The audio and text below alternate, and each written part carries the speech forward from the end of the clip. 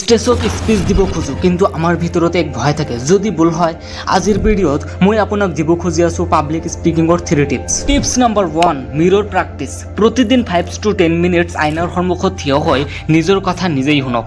আৰু যদি ডাঙৰ আইনা নাথাকে তেনেহ'লে হাতৰ মোবাইলেৰে সন্মুখৰ কেমেৰাৰে ভিডিঅ' ৰেকৰ্ড কৰক। এনে কৰিলে আপুনি নিজৰ মুখৰ এক্সপ্ৰেছন, হাতৰ মুভমেণ্ট আৰু টোন চাব পাৰিব। এনেকৈ প্ৰেক্টিছ কৰিলে ভয় অট'মেটিকেলি দূৰ হৈ যাব। Tips number 2, use short note.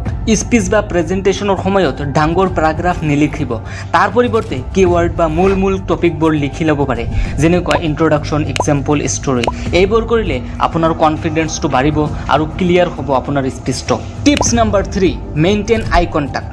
ষ্টেজত উঠি স্পিচ দিওঁতে মাত্ৰ এফালে নাচাব, মাত্ৰ এজনক নাচাব, লগতে কেতিয়াবা বাওঁফালে, কেতিয়াবা সোঁফালে, কেতিয়াবা পিছফালে। এইদৰে সকলোৰে লগত আই কণ্টেক্ট কৰিলে সকলোতে আপোনাৰ কথা শুনিব বিচাৰিব।